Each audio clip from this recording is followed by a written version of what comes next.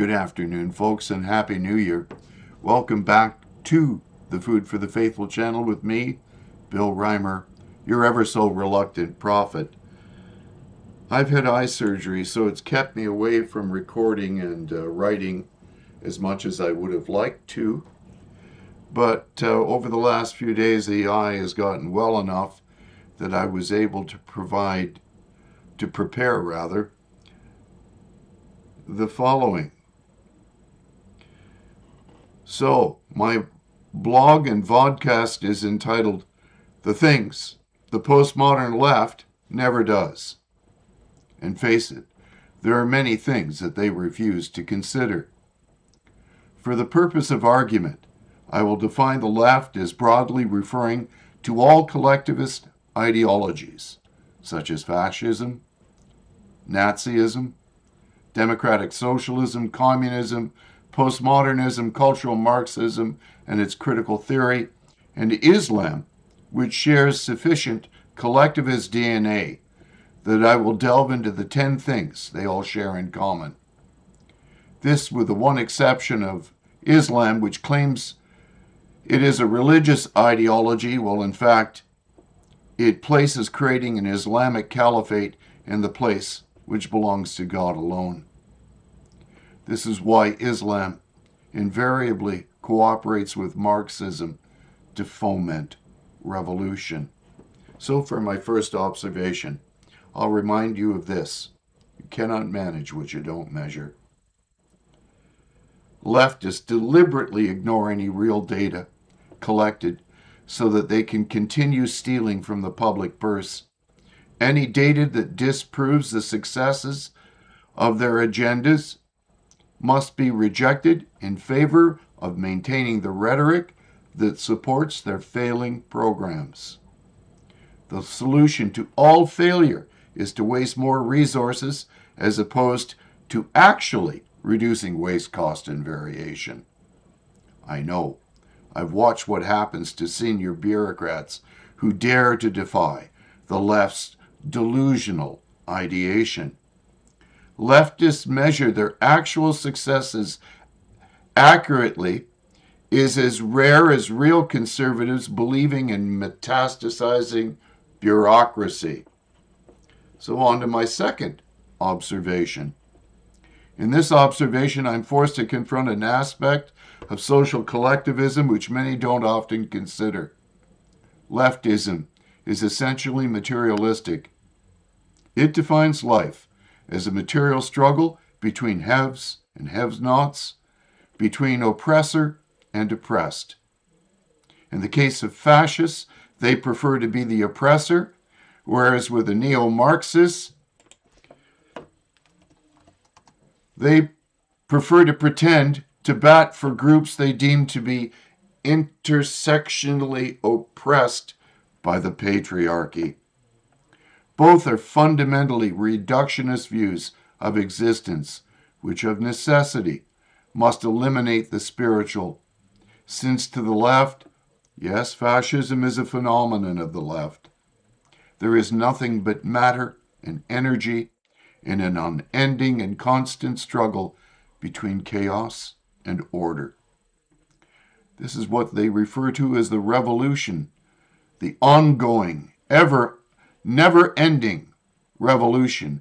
Utopia always remains a distant point on the unending struggle to eliminate the spiritual nature of mankind.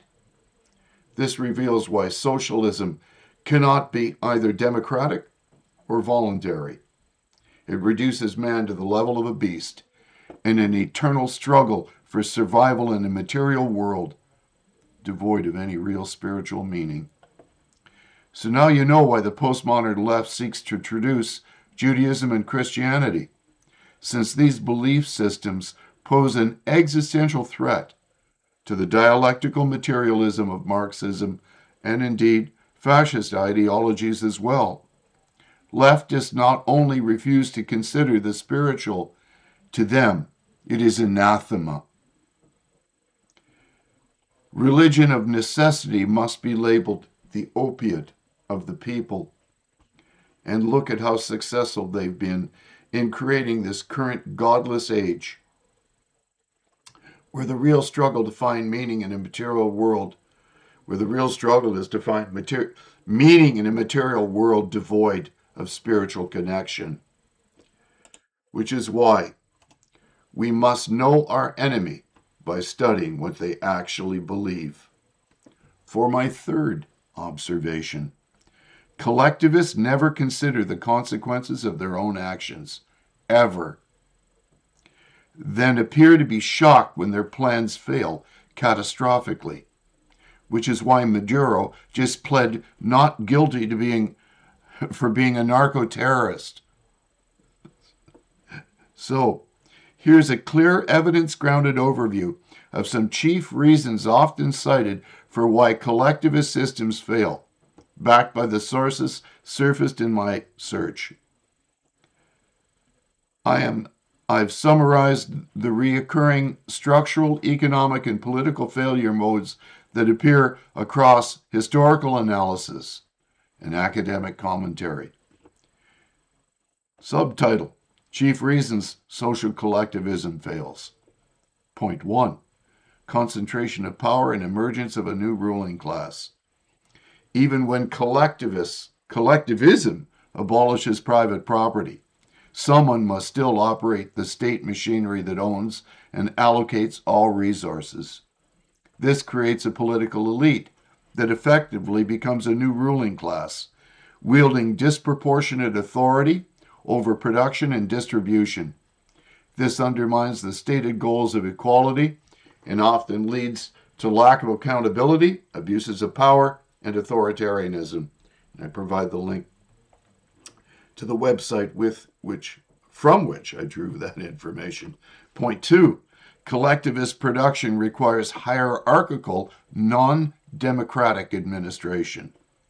Theoretical and historical critiques argue that collectivist production is unworkable in a democratic environment because coordinating an entire national economy centrally demands strict administrative hierarchy. This results in systems that are rigid, bureaucratic, and incompatible with liberty or equality, defeating collectivism's intended values. Again, I cite my source. Number 3, inability to transition from extensive to intensive economic growth. Collectivist states often perform adequately at early stages by mobilizing resources through central planning, particularly for industrialization. However, as economies grow more complex, they struggle to support innovation, technological advancement, and productivity improvements. The coordination demands exceed what central planning can handle, leading to stagnation. Again, my source is quoted at the end of that. Number 4, in this particular overview of what they do never do. Weak incentive structures for productivity and innovation. According to group solidarity theory, collectivist structures rely heavily on obligatory contributions to the common good rather than compensation-based incentives. This creates chronic motivation and productivity problems because people are not rewarded proportionally to their efforts. Innovation and excellence receive weak reinforcement, and free riding becomes more common. The result is declining output and inefficiencies. Again, I cite my sources. Coercive enforcement is number 5, which produces resistance, sabotage, and human suffering. Historical collectivization campaigns, especially in the Soviet context, show that forced restructuring of agriculture and labor often leads to active resistance, example, peasants destroying crops and livestock, mass discontent and refusal to work, repression, exile, and mass deaths, severe famines due to mismanagement and forced quotas. The combination of coercion and inefficiency contributes to systemic collapse. Again, I cite my source. Number 6, malignment misalignment between ideology and real cultural, social dynamics. Collectivism assumes that people naturally behave cooperatively for group benefit, but psychological and cross-cultural research has shown people may not self-report or actually demonstrate consistent collectivist behavior. Collectivist norms can mask real differences, producing false uniformity. These mismatches can hinder performance in groups that require diverse expertise rather than uniform cohesion. Thus, collectivism often fails because real human social behavior conflicts with ideological assumptions. And I, again, provide my sources for my research. Number 7, poor fit between collectivism and task type or group structure. Research on group performance shows that collectivism helps when tasks require cohesion and the group's weakest member determines success. These are conjunctive tasks, but harms when tasks require recognizing and leveraging individual expertise or disjunctive tasks. Collectivist norms can blur important differences, reducing performance in tasks that require specialization or individual excellence. Again, I provide my source, the summary for this one. Across historical experience and academic theory, the main reasons collectivism fails include structural power concentration and authoritarian drift, rigid, non-democratic economic administration, inability to support sophisticated, innovative, or technology-intensive economies, incentive failures that depress productivity, widespread resistance to coercive collectivization, mismatch between collectivist assumptions and actual human behavior, poor performance in setting required specialization or individual differentiation. That ends my third observation. Oh, it gets so exciting. It might not be exciting to you, but I like this sort of thing because you really need to understand your enemy. One of our chief problems today is that the right, so-called conservatives and classical liberals, they have no idea what their opponents are thinking. They don't understand the ideology that is driving the left. It is up to us to understand and study how the left operates so that we can offer reason as an antidote to collectivist brain rot. My fourth observation. For my fourth installment, I have the following observations. Leftists never question the sanctioned narrative to assess whether or not there are logical alternative reasons which might demonstrate that their faith in the socialist collective might be misplaced. I don't, as a rule of thumb, go onto other people's profiles to condemn their opinions.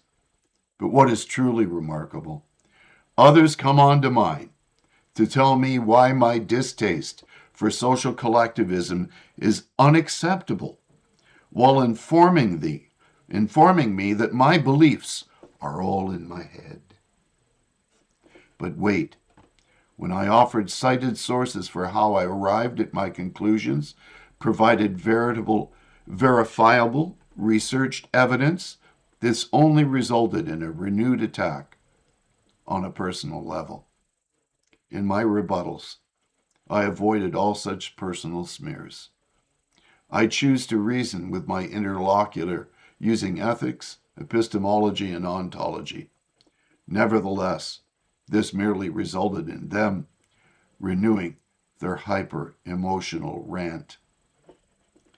The left hides under a guise of empathy for the weak and downtrodden, but their kindness is always a mere veneer to hide the narcissism and nastiness underneath. The chief characteristic of social collectivism is its demand for ideological conformity and devotion to the sanctity of the officially accepted narrative. So pathetic. Add to this the fact that they think themselves to be enlightened as a rejection of the very liberalism they claim to embrace. For my fifth observation, those infected by groupthink refuse to acknowledge the immutability of human nature. Rather, they insist that people are blank slates. By the force of their sheer will, they believe they can rewrite evolutionary biology. They treat human nature as though it were a computer program which can be reprogrammed into becoming the Ubermensch, that being that rejects all that has gone before, the Superman. The Superman that transcends what it is to be human. This is the great collectivist illusion used to create a future utopia by remaking mankind over in their unnatural and ungodly image. It's largely young women of voting age who are responsible for two things: the queering of politics and supporting mass Islamic immigration. These young women have ideologically categorized LGBTQIA2S+ and Muslims as victims. We are witnessing our daughters being converted into radical postmodern cultural relativists, even as they abandon their natural function as wives and mothers. These sad aspects of modern life are poorly understood, but I suspect they're the result of fathers abandoning their proper role in the developmental stages of their daughters' lives. This is where woke Marxism has gained a stranglehold over the prevailing zeitgeist in the West. Sadly, I've seen its effects up close and personal. God save our girls, if our culture is to survive. I must add, the idea to become woke did not originate with our young women, but rather with their educators who have used our schools and universities, where the prime task has been to indoctrinate rather than educate. Postmodernism cannot succeed without first undermining the nuclear family and the traditional roles of each family member, which has evolved naturally due to humanity's evolutionary biological nature. Human nature is not a blank slate, and only radical social collectivists who deny evolutionary biology would think that our natural instincts are not the result of natural selection. No wonder so many young women appear to be so unhappy and unfulfilled. God save them. For my sixth observation, collectivists appear unwilling to delve into the history of progressivism to study their own ideological origins, its consequences, and its outcomes. Accompanying this is not only an ignorance of their own ideological DNA, but they also have a complete lack of knowledge as to what their philosophical doppelgangers think. This is quite telling, since the resultant oversimplification of all socioeconomic ills creates neat little packages of one-size-fits-all solutions which, when implied and in turn measured for success, consistently prove that the diametric opposite outcome of what was desired has been achieved. But it gets worse. Many who claim to be conservative are doing the same thing. In this, both the woke right and the woke left are sharing the same gross intellectual failures. Therefore, I have created an equation which will assist you in determining where those who resist reason sit on a scale of measurable assholiness. Yes, assholiness. I've created this as a scientific term and have a formula by which you yourselves will be able to measure it. This is how it works. Assholiness is a factor symbol of stupidity, asterisk, belief in simple answers to multivariate complex problems, divided by, / curiosity, where 10 is high and 1 is low. Example: Jane hardly reads anything about what she claims to believe, giving her a stupidity factor of 9 out of 10. This is multiplied by her belief that since she acts as a metaphorical hammer, that every problem must be a nail, so she gets 10 out of 10 for not knowing that her solution wasn't addressing the issue that she had hoped to resolve, which is then divided by her almost total lack of curiosity, obviously a factor of 1, since she already thinks she knows it all. The result from this equation is therefore 9 times 10 divided by 1, giving us 90 out of a possible 100 as to where Jane falls on the scale of being a total asshole. You will thank me for this, but probably not today. But you must admit, Jane is 90% asshole. Yes. For my 7th observation, social collectivism cannot operate without weaponizing emotions by hijacking healthy emotional responses to turn them into tools which the weaponizers can use to fulfill their political agenda. The leftist leaders do such since they fully realize that they cannot make a rational pitch based upon objective reality for their socio-economic revolution. Not possible. Social collectivists never consider that their ideology has hijacked their emotional system to weaponize it against themselves. Picture this. Evolution wired our brains for survival through razor-sharp emotions: fear to dodge predators, disgust to avoid rot, anger to crush threats. Brilliant design, right? But the postmodern left, those virtue signaling apostles of relativism, slither in like cultural vampires. They've hijacked these instincts, twisting them into self-sabotaging weapons against our own species' triumphs. Start with disgust, once a shield against disease, now weaponized to brand oppressors as moral filth. Think cultural appropriation, panics, or cancel culture's ritual purity tests. We end up policing our own tongues, fearing a misstep that summons the mob's righteous vomit. Fear? Primed for saber-tooths, but redirected at microaggressions and the patriarchy. Universities breed paranoia factories, where safe spaces coddle us from ideas sharper than words. Result? A generation paralyzed, too scared to debate, letting echo chambers rot our spines.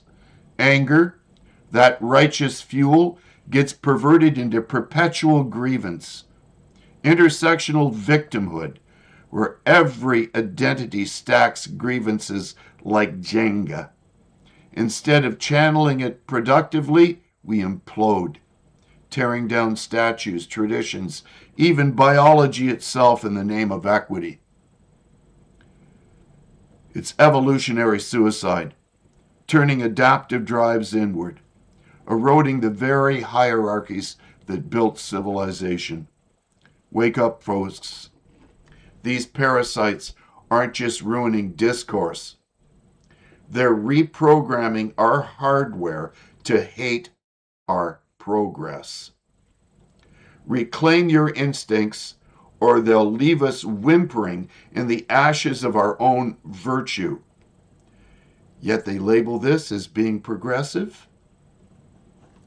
For my 8th observation, the postmodern left cares nothing for objective reality, only for the officially sanctioned narrative which supports their tyrannical hold over mainstream media and the state-sanctioned narrative in the name of the welfare of the many, when in fact it supports the rape of mankind by the few.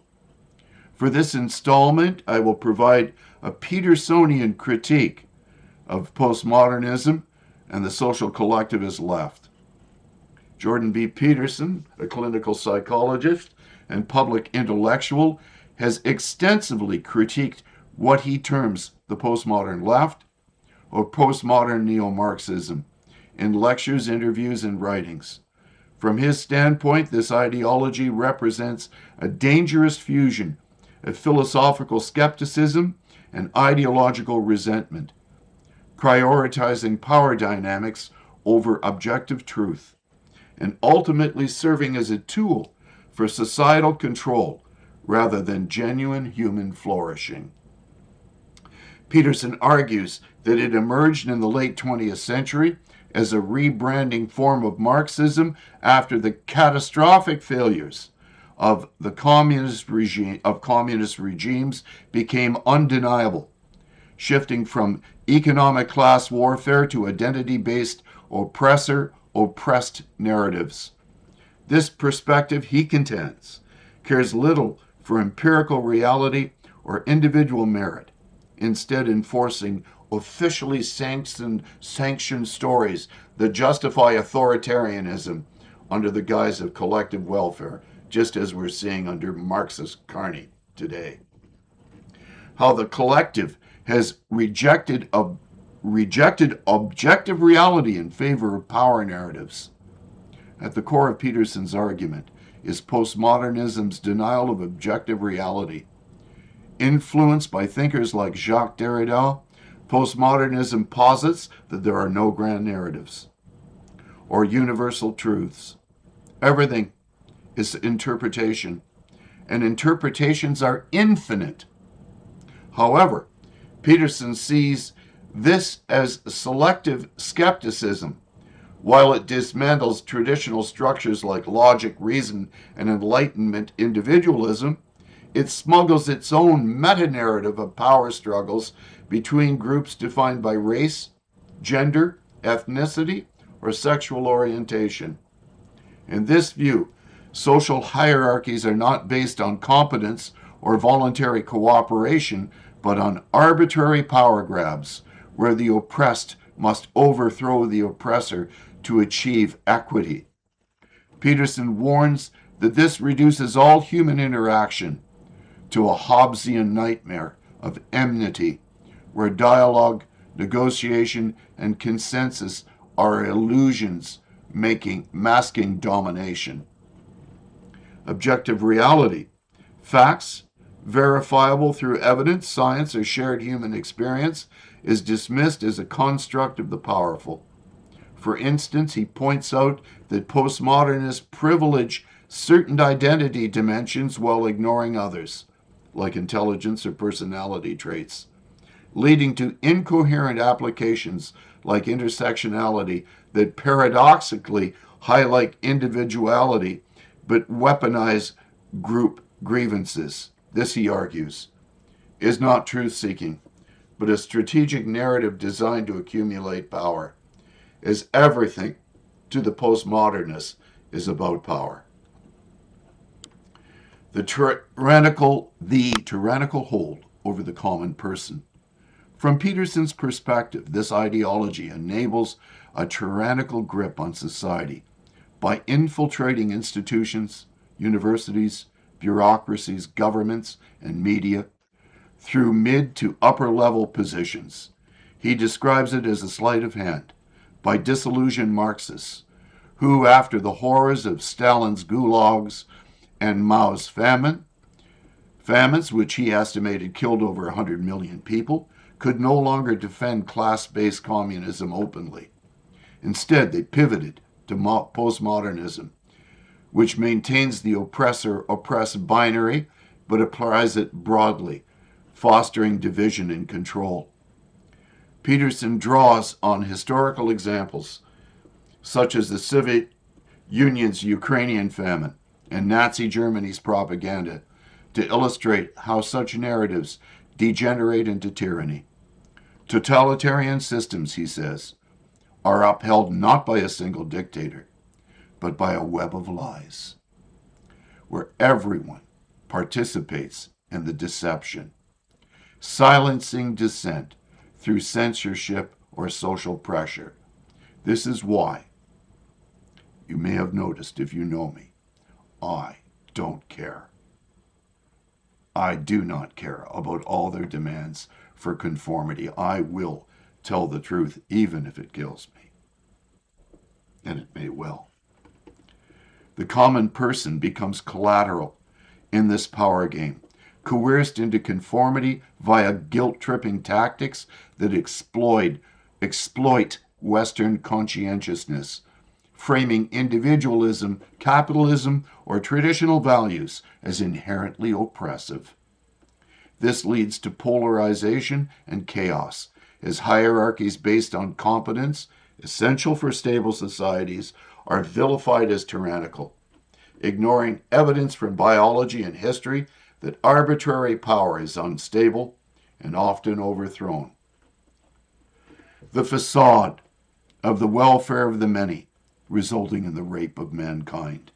Peterson asserts that the postmodern left's rhetoric of welfare for the many, promises of equality, emancipation, and care for the oppressed, is a mask for resentment and hatred, not genuine compassion.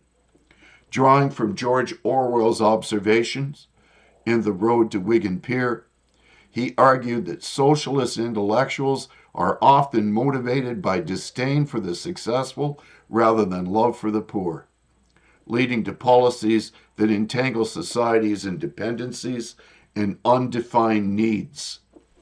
Slogans like, "From each according to his ability to each according to his need," sound benevolent, but justify coercive redistribution and control, echoing the utopian claims of Marxism that ended in genocide and starvation. In Peterson's view, this ideology supports the rape of mankind metaphorically by violating human dignity and potential, demolishing the foundational structures of Western civilization, such as individual responsibility, free speech, and merit-based hierarchies in favor of group-based coercion. He contrasts this with Judeo-Christian narratives that view suffering as intrinsic to human vulnerability, not merely sociological oppression, urging personal truth-telling and moral courage as antidotes. Example, referencing dissidents like Alexander Solzhenitsyn. Ultimately, Peterson calls for resistance through principled conservatism, emphasizing that viable societies require finite, reality-bound interpretations, not infinite power plays. For my ninth observation, I will examine how the postmodern left refused to use ethics, epistemology, and ontology in favor of using language as a tool of wielding power over others. So I've prepared a critical essay expanding on this with references to some key thinkers. Power Narratives in Postmodern Left, a Critical Analysis. Introduction. The postmodern left is often accused of abandoning traditional philosophical domains, epistemology, ethics, and ontology, in favor of power-centered narratives. This critique stems from the intellectual legacy of postmodernism, which emerged as a reaction against Enlightenment rationality and universalist claims. Thinkers such as Michel Foucault, Jean-François Lyotard, and Jacques Derrida reconfigured the foundations of knowledge, morality, and being, placing power at the heart of social analysis. This essay explores how these shifts occurred and evaluates their implications. Epistemology, from truth to power. Classical epistemology seeks objective foundations for knowledge. Postmodernism, however, dismantles this ambition. Foucault's polar knowledge nexus. Foucault argues that knowledge is never neutral. It's produced within regimes of power that determine what counts as truth. Scientific discourse, legal systems, and even psychiatry are seen as instruments of governance rather than pure means of inquiry. Lyotard's incredulity toward meta-narratives. Lyotard famously declared the end of grand narratives, rejecting universal theories such as Marxism or liberalism. Knowledge becomes fragmented, local, and merely contingent. Implication. Epistemology shifts from seeking certainty to exposing the political conditions under which truths are constructed. Ethics. From universal norms to emancipatory politics. Traditional ethics rely on universal principles, Kantian duty, utilitarian calculus. Postmodern thought challenges this. Moral relativism and pluralism. Ethical norms are viewed as historically situated, undermining claims to universality. Ethics as resistance. For Foucault, morality is not about fixed rules, but about practices of freedom, resisting domination and creating new forms of subjectivity. In other words, normalizing deviant behavior and sexual perversion up to and including pedophilia, which he was, a vile pedophile. Implication. Ethics become politicized, prioritizing liberation from oppressive structures rather than in adherence to transcendent norms. Ontology. From essence to construction, postmodernism destabilizes ontological certainties by denying the existence of objective reality. Anti-essentialism identifies such as gender, race, and sexuality as being understood as socially constructed rather than natural givens. Decentering the subject. Derrida's deconstruction and Foucault's critique of the autonomous subject reveal individuals as products of discourse and power. Implication. Ontology is reframed as an analysis of how categories of being are produced and maintained through language and institutional practices. Power narratives as the organizing principle. The common thread is the centrality of power. Power as constitutive. Social reality is not merely influenced by power. It is constituted by it, they claim. Politics of representation. Narratives about identity, justice, and truth are sites of struggle over meaning and authority. Critical project. The aim is to expose hidden hierarchies and challenge dominant discourse when in fact it creates new hierarchies of radicalized operatives. Critique and consequences. While this reorientation has illuminated mechanisms of domination, critics, like myself, argue its risks. Epistemic paralysis. If all knowledge is power-laden, how can we justify any truth claims? Ethical ambiguity.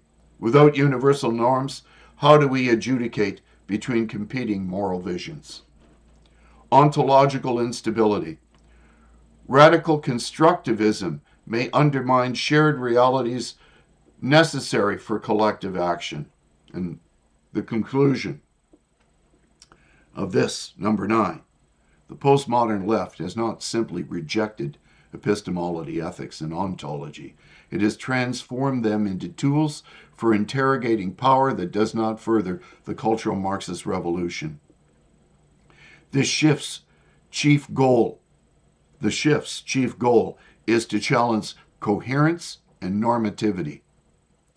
We have seen the result of this since it lies at the heart of the postmodern left's goals of deconstructing functional socio-economic order. And finally, the last. And here I refer to my mentor, James Lindsay. For my 10th and final observation of the thing the postmodern left does not do. Essentially, the postmodern left does not realize that their beliefs are literally mad. They are galskap, Heltgarn, cuckoo. I will reference an American-born author, mathematician, and professional troublemaker, Dr. James Lindsay, who has written 6 books spanning a range of subjects including religion, the philosophy of science, and postmodern theory. He is a leading expert on critical race theory, which leads him to reject it completely. He is the founder of New Discourses and is currently promoting his book, Cynical Theories: How Activist Scholarship Made Everything About Race, Gender, and Identity, and Why This Harms Everybody, which is currently being translated into more than 15 languages. Why is it that conservatives and classical liberals cannot understand the postmodern left?